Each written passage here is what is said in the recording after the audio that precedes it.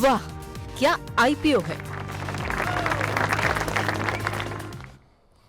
वाह क्या आईपीओ है, जिस पर हम थोड़ी डिटेल में बातचीत करते हैं। और लगातार पिछले 3 दिन से हम एक आईपीओ पे बात कर रहे हैं, वो है Hyundai, देश का सबसे बड़ा आईपीओ। और पहले ही दिन हमने कहा था कि अब तक का जो इतिहास रहा है, चाहे वो पेटीएम का ले लीजिए, LIC का ले लीजिए, आर पावर का ले लीजिए, जब जब देश का सबसे बड़ा आईपीओ का जिक्र शब्द आया है, तब तब जो है हमने देखा है कि दबाव जो है वो बाज़ार के अंदर भी देखने को मिला है और शेयर के अंदर भी देखने को मिला है। वही स्थिति यहाँ पर निकल करके आ रही है। हालांकि आज समय की थोड़ी कमी है, तो बहुत संक्षेप में शौर्य को बातचीत को अपनी निपटाना होगा। लेकिन आपको बता दें कि हालांकि जैसे तैसे करके जो है सब्सक्राइब, तो ये जो है इशू जो है वो होता हुआ दिखाई दे रहा है। 2 गुना सब्सक्राइब हो गया है, लेकिन रिटेल पोर्शन जो है वहाँ पे अभी भी दबाव बना हुआ है। शौर्य, क्या कुछ आंकड़े कह रहे हैं आपके पास? जी, आपने सही बताया, 2 गुना सब्सक्राइब हो गया है। रिटेल अभी आधा भी नहीं भरा है। क्लियरली जो है QIB ने सब्सक्रिप्शन को पूरा कराने में मदद करी है, वो 6 गुना के आसपास हो चुका है।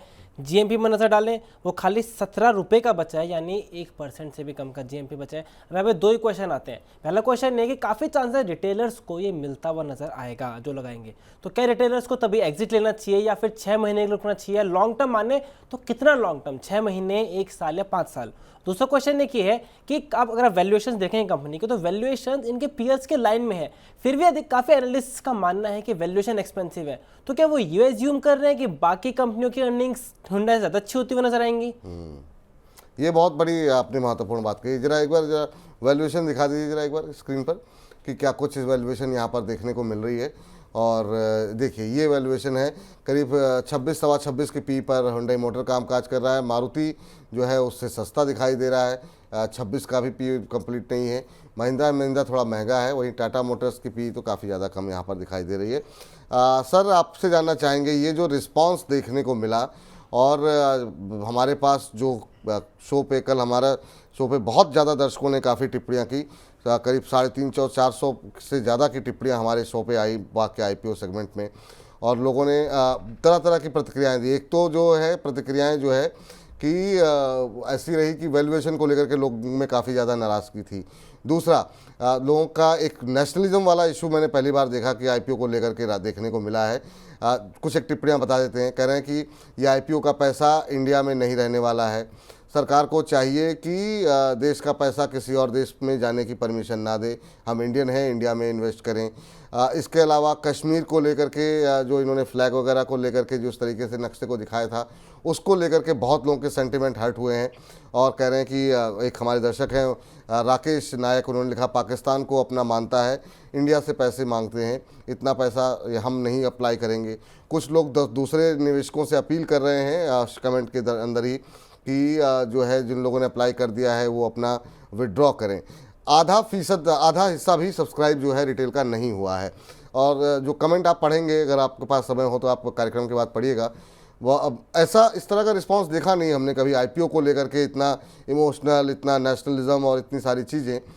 तो वैल्यूएशन तो एक कंसर्न है ही है, लेकिन ये जो बाकी चीज़ें निकल के आ रही, क्या ये सब ने मूड ख़राब किया है Hyundai को लेकर के? आपकी टिप्पणी क्या होगी, आप कैसे देख रहे हैं इस आईपीओ को?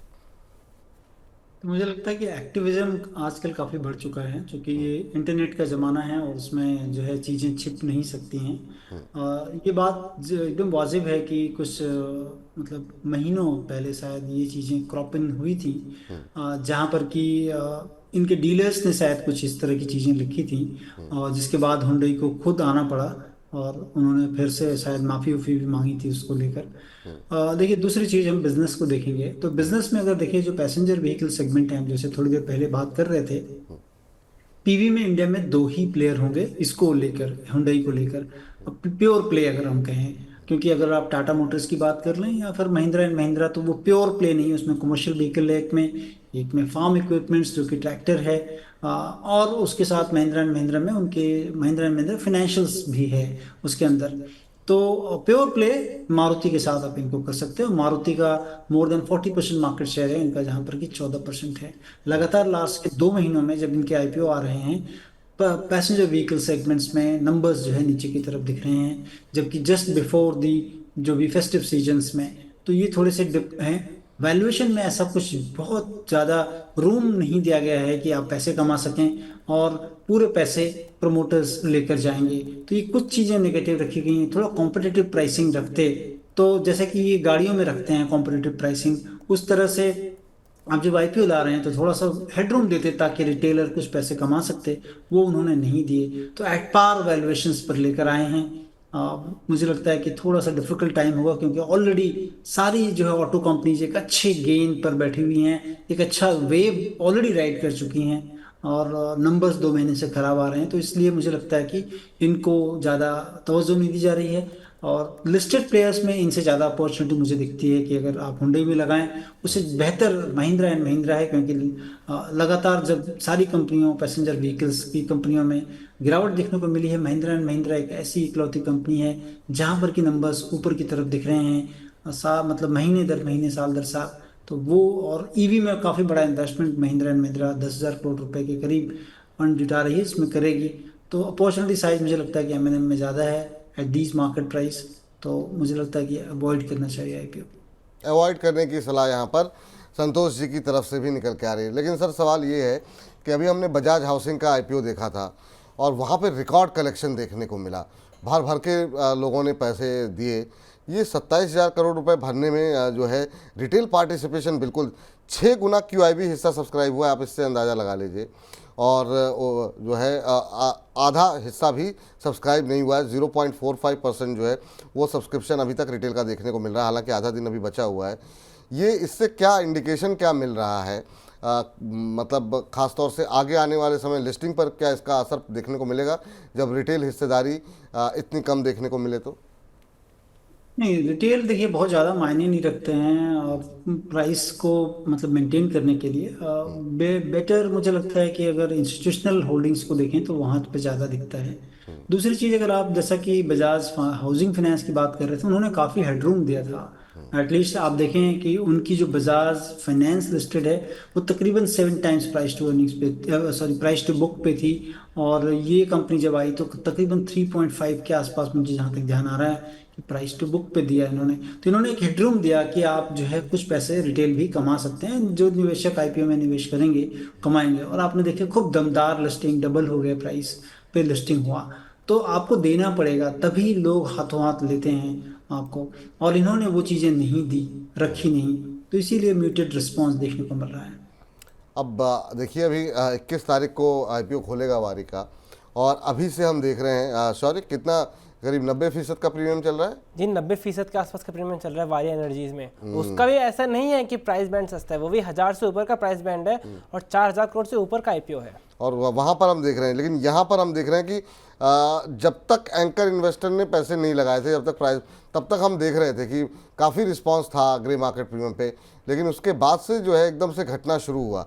क्या इन्होंने 200-300 रुपये अगर घटा दिए होते तो ऐसी स्थिति नहीं होती? आपकी टिप्पणी क्या रहेगी सर? वारी को इतना अच्छा ग्रे मार्केट प्रीमियम मिल रहा है और यहाँ पर नहीं। मेन चीज़ है सर प्राइसिंग और कितना हेडरूम देते हैं। प्लस वारी इंजीनियर जो है उसमें अगर आप देखें तो रिन्यूएबल स्पेस में है। जैसा मैं थोड़ी देर पहले जब हम लोग बात कर रहे थे एनर्जी क्षेत्र पर, ऊर्जा के क्षेत्र पर, तो वहाँ पर बहुत बड़ी अपॉर्चुनिटी है और सामने काफ़ी बड़ी अपॉर्चुनिटी जहाँ दिखती हो तो डेफिनेटली जो है उसमें आप देखेंगे कि गेन ज़्यादा होगा। और प्राइसिंग को रिजनेबल रखना भी काफ़ी ज़रूरी है, क्योंकि दोनों चीज़ें ये एक समन्वय करना पड़ेगा जब भी आप कोई भी चीज़ को लेकर आओ। क्योंकि अगर आप देखें वारी इंजीनियरिंग में प्राइस टू अर्निंग रेशियो में अगर देखें प्री आईपीओ में 30 टाइम्स के आसपास है और पोस्ट आईपीओ में 26 टाइम के पास है। तो ये जो अपॉर्चुनिटी दे रहे हैं ये, और जितने भी रिन्यूएबल स्पेस में आप देखें 70, 80, 150 तक हैं, क्योंकि अपॉर्चुनिटी साइज बहुत ज़्यादा है। तो ये चीज़ आपको ध्यान रखना पड़ेगा, और इसीलिए जो है आपको ग्रे मार्केट प्रीमियम दिखता है। क्योंकि ग्रे मार्केट में लोग सामने देखते हैं कि विंडशील्ड, जब आप गाड़ी चला रहे हो तो विंडशील्ड से देखते हो, न कि लुकिंग ग्लास से। तो पीछे नहीं देख कर आगे देखें कि कितना ज़्यादा है। और जितने भी रिन्यूएबल स्पेस है वहाँ पर काफ़ी बड़ी जो है अपॉर्चुनिटी साइज है, इसलिए मुझे लगता है कि यहाँ पर ज़्यादा मिल रहा है। और प्राइसिंग भी बहुत इंपॉर्टेंट है जिसमें कि वारी को रखा गया है। तो अवॉइड करने की सलाह निकल करके आ रही है कम्प्लीटली झुंडई पे। सर समय तो नहीं है, लेकिन वारी पे क्या आप, हालांकि जब डिटेल में बाद में बातचीत करेंगे, कल इनफैक्ट हम बातचीत कर लेंगे, लेकिन वारी पे क्या एक लाइन में हाँ या ना आपको कैसा लग रहा? नहीं ठीक है, करना चाहिए मुझे लग रहा है। वारी में करने की सलाह है। 21 तारीख को खुलेगा, अभी टाइम है, लेकिन फिलहाल के लिए रिटेलर्स की तरफ से बिग नो आया है हुंडई को लेकर के। अब आधे दिन में किस तरह का रिस्पांस मिलता है वो देखना ज़रूरी होगा। लेकिन संतोष जी को कहीं जाना है और उनकी व्यस्तता के चलते फिलहाल इस सेगमेंट को यहीं पर हम करते हैं समाप्त। वाह, क्या आईपीओ है।